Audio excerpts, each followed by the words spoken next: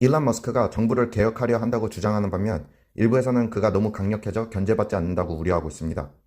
그는 도널드 트럼프 대통령과 가까운 관계를 유지하며 공화당을 지원하고 자신의 소셜미디어 플랫폼 X에서 그들의 메시지를 증폭시키고 있습니다. 민주당은 머스크가 정부 정책에 막대한 영향을 미치면서도 개인적 이익을 취할 가능성이 있다며 더 많은 투명성을 요구하고 있습니다. 또한 그는 법원의 권한을 공개적으로 비판하며 정부 기관들의 해체를 추진하는 등 자신의 사업과 관련된 정책에 깊이 개입하고 있습니다. 이에 대해 머스크는 자신은 단순한 자원봉사 기술 지원자일 뿐이라며 논란을 일축하고 있습니다.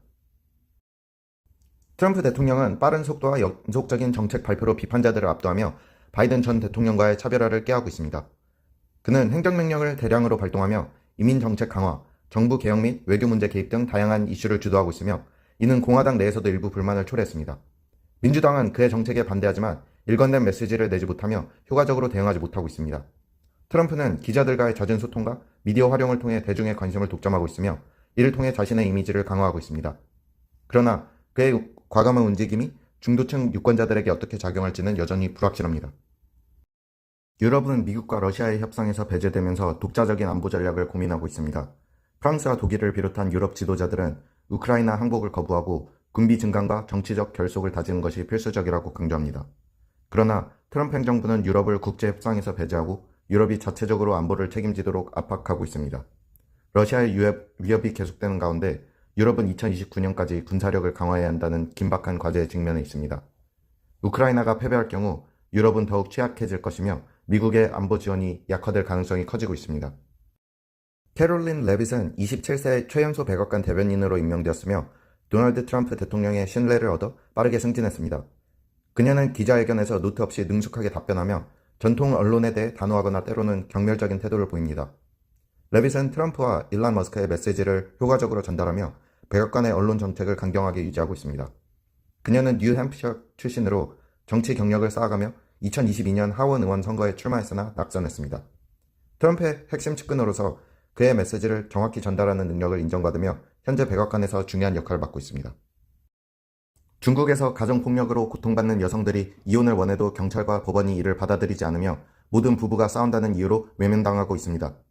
시진핑 정부는 인구 감소 문제를 해결하기 위해 가정 화목과 출산 친화적 정책을 강조하며 이로 인해 가정폭력을 겪는 여성들의 이혼이 더욱 어렵게 되고 있습니다. 법원에서는 부부 간 조정을 우선시하며 실제로 이혼이 성사되는 비율이 과거보다 크게 감소했습니다. 가정폭력 피해자들이 보호명령을 신청해도 제대로 시행되지 않거나 기각되는 경우가 많아 여성들의 안전이 위협받고 있습니다. 이러한 현실 속에서 일부 여성들은 사회적 압박과 제도적 장벽을 극복하기 위해 고군분투하고 있으며 이들의 이야기가 공론화되면서 점진적인 변화를 요구하는 목소리가 커지고 있습니다. 일론 머스크와 샘 올트만은 2015년 함께 오픈 AI를 설립했지만 2018년 머스크가 권력 싸움 끝에 떠나면서 관계가 악화되었습니다. 2022년 오픈 AI가 챗 GPT를 출시하며 AI 시장을 주도하자 머스크는 경쟁사 xAI를 설립하고 오픈 AI를 공개적으로 비판했습니다.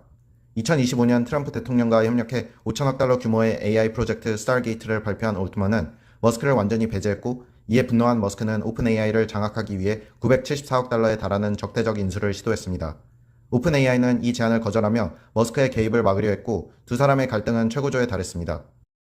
이 싸움은 단순한 개인 감정을 넘어 AI 기술의 미래와 미국의 기술 정책 방향까지 결정짓는 중요한 전환점이 될 전망입니다.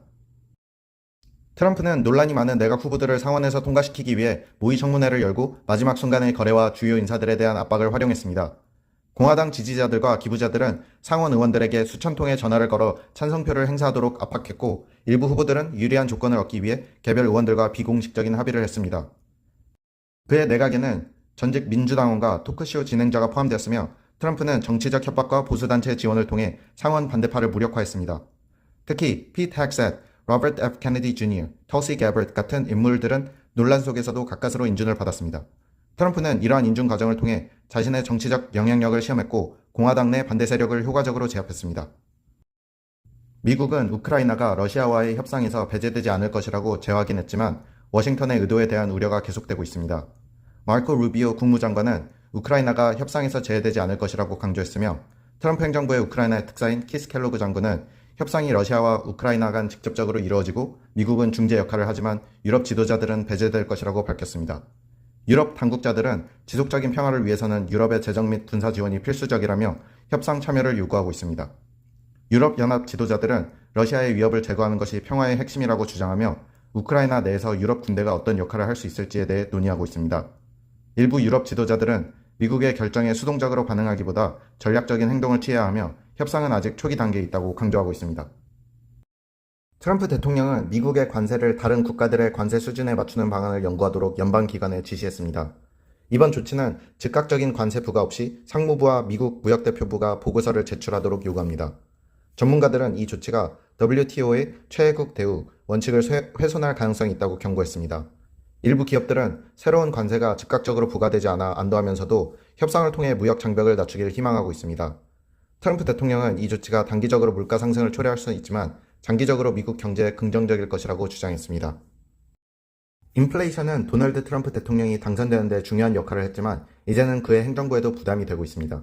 트럼프 정부의 관세 인상과 감세 정책이 인플레이션을 더욱 고착화할 위험이 있어 금리 인하를 어렵게 만들고 있습니다.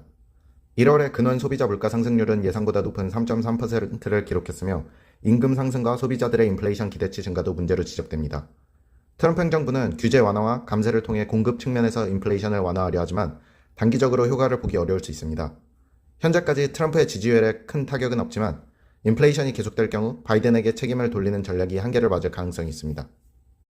트럼프 대통령이 러시아와의 평화 협상을 발표하면서 푸틴 대통령은 오랫동안 원했던 미국과의 직접 협상을 얻게 되었습니다. 푸틴은 우크라이나와 유럽을 협상에서 배제하려 하며 전쟁을 지속시킨 주체가 미국이라고 주장하고 있습니다. 전문가들은 푸틴이 강경한 협상 태도를 유지하며 미국이 우크라이나에 대한 지원을 중단하고 방어 능력을 제한하는 조건이 충족될 때만 휴전을 받아들일 것이라고 분석합니다. 유럽연합과 우크라이나는 협상에서 배제될 가능성에 우려를 표하며 자신들도 반드시 포함되어야 한다고 주장하고 있습니다. 푸틴의 궁극적인 목표는 우크라이나가 서방의 영향권에 들어가는 것을 막고 러시아에 군사적으로 종속된 상태로 만드는 것이라고 전문가들은 지적합니다. 1월 소비자 물가지수가 예상보다 높은 3% 상승을 기록하며 연준의 금리 인하 전망이 약화되었습니다. 중고차 및 자동차 보험료 상승이 주요 원인으로 지목되었으며 계란 가격은 주류 독감 여파로 15% 이상 급등했습니다. 트럼프 대통령은 물가 인하를 공약으로 내세웠으나 최근 관세 인상 조치가 소비자 물가를 추가로 자극할 가능성이 제기되고 있습니다. 미시간대 소비자 심리지수가 2024년 7월 이후 최저치를 기록하며 인플레이션 우려가 확산되고 있습니다. 파월 연준 의장은 경제가 견조한 상태를 유지하고 있다며 금리 인하를 서두를 이유가 없다고 밝혔습니다. 일론 머스크의 오픈 AI 인수 시도와 정치적 논란이 테슬라의 주가에 새로운 위험을 더하고 있습니다. 머스크는 xAI 및 여러 벤처 캐피탈과 함께 974억 달러의 오픈 AI를 인수하려 하지만 이는 트위터 인수 당시보다 2배 이상 비싼 가격이며 실현 가능성이 낮습니다. 테슬라는 2024년 자동차 매출이 처음으로 감소하며 어려운 한 해를 보냈고 머스크의 정치적 행보도 소비자 인식 악화로 인해 판매에 부정적인 영향을 미칠 가능성이 큽니다. 테슬라 주가는 최근 약세를 보이고 있지만 여전히 전 세계 20대 자동차 제조사의 시가총액을 합친 것보다 큽니다. 그러나 머스크가 여러 사업과 정치활동에 몰두하는 상황에서 투자자들은 그의 집중력 분산이 테슬라에 미칠 영향을 우려하고 있습니다. 일론 머스크는 백악관에서 트럼프 대통령과 함께 정부 지출 절감 계획을 옹호하며 연방 공무원을 선출되지 않은 네 번째 정부 기관이라고 비판했습니다. 트럼프 대통령은 정부의 크기를 줄이기 위해 노지에 더 많은 권한을 부여하는 행정명령에 서명했습니다. 머스크는 노지가 재정 지출을 감시하는 것은 상식적인 조치이며 정부 개혁이 필수적이라고 주장합니다. 민주당은 머스크가 정부를 장악하려 한다고 비판했지만 머스크는 국민이 개혁을 원한다고 반박했습니다. 또한 머스크는 도지 웹사이트에 도지의 모든 업무와 그 결과를 보고함으로써 미국민 전체가 머스크의 이행 상충 여부와 도지를 언제든지 감시할 수 있으며 이를 통해 도지 운영의 투명성을 제고시키고 있음을 강조했습니다. 중국이 대만 해협에서 군사훈련을 확대하는 가운데 미국 해군이 대만과 중국 본토 사이의 수역을 통과하여 베이징의 반발을 불러일으켰습니다. 트럼프 대통령이 대만에 대한 명확한 정책을 제시하지 않은 채 비판적인 발언을 이어가면서 대만은 미국의 지원에 대한 불확실성을 느끼고 있습니다. 트럼프 행정부 내에서도 대만 정책에 대한 견해가 엇갈리며 특히 대만의 무역 흑자가 미국의 관세부가 대상이 될 가능성이 커지고 있습니다. 중국은 2027년까지 대만을 군사적으로 점령할 수 있는 능력을 갖추겠다는 목표를 세운 가운데 미국의 전략적 모호성이 대만의 안보를 우려를 키우고 있습니다. 대만은 미국과의 경제 협력을 강화하고 반도체 투자 확대 등을 통해 트럼프 행정부의 보호주의 정책에 대응하려는 방안을 모색하고 있습니다. 일론 머스크는 오픈 AI의 자산을 974억 달러에 인수하겠다고 제안했으며 이는 샘 알트만에게 부담을 줄 수 있습니다. 알트만은 오픈 AI를 비영리 조직에서 영리 기업으로 전환하는 과정에서 투자자들과 협의 중이며 머스크의 제안은 기업 가치 평가에 영향을 미칠 가능성이 있습니다. 오픈 AI는 마이크로소프트 및 기타 투자자와 지분 배분을 협상 중이며 400억 달러의 추가 자금 조달을 추진하고 있습니다. 알트만은 머스크의 제안을 공개적으로 거부하며 이를 오픈 AI를 약화시키려는 전략이라고 비판했습니다. 머스크와 알트만의 갈등은 계속되고 있으며 이 경쟁은 실리콘밸리의 전체에 영향을 미칠 수 있습니다. 미국 부통령 JD 벤스는 파리 AI 정상회의에서 미국이 AI 혁명을 주도할 것이며 동맹국들에게 가벼운 규제를 유지할 것을 촉구했습니다. 미국은 AI 칩과 알고리즘 개발에서 앞서가고 있으며 과도한 규제가 혁신을 저해할 수 있다고 경고했습니다. 이에 반해 유럽과 인도를 포함한 여러 국가들은 안전하고 지속 가능한 AI 개발을 위한 공동 원칙을 수립하려 했습니다. 미국과 영국은 이러한 선언에 서명하지 않았으며 벤스는 유럽의 규제가 미국 기술 기업에 불리하다고 비판했습니다. 또한 벤스는 중국을 겨냥해 AI 기술 도용과 선전에 이용될 위험성을 경고하며 서방 국가들이 신뢰할 수 있는 기술을 선택해야 한다고 강조했습니다. 트럼프 대통령은 취임 몇 주 만에 경제에 강한 영향을 미쳤으며 관세 인상과 대규모 추방 정책으로 기업과 시장의 불확실성을 초래했습니다. 화석 연료 지지와 감세, 규제 완화로 인해 일부 기업들은 대규모 투자를 발표하며 긍정적인 반응을 보였습니다. 그러나 캐나다, 멕시코, 중국을 대상으로 한 관세 정책이 혼선을 일으키며 기업들은 장기적인 계획을 세우기 어려운 상황입니다.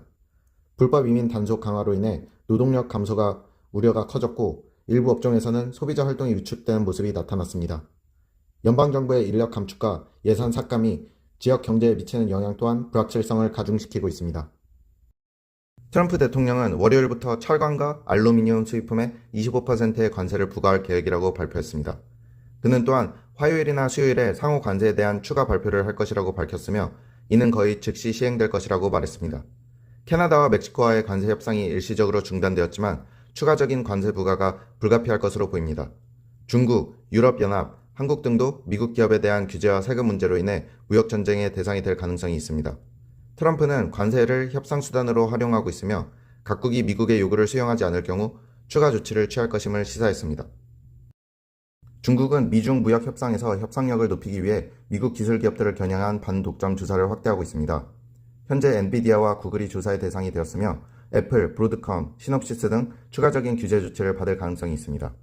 중국은 미국이 화웨이의 반도체 수출을 규제한 것에 대한 보복으로 이 같은 조치를 취하고 있으며 미국 기업들의 대중국 투자를 위축시키는 위험도 감소하고 있습니다. 또한 중국은 자국의 반독점법을 강화하고 미국의 규제 방식을 첨가하여 신뢰할 수 없는 기업 리스트를 만들며 제재 도구를 확대하고 있습니다.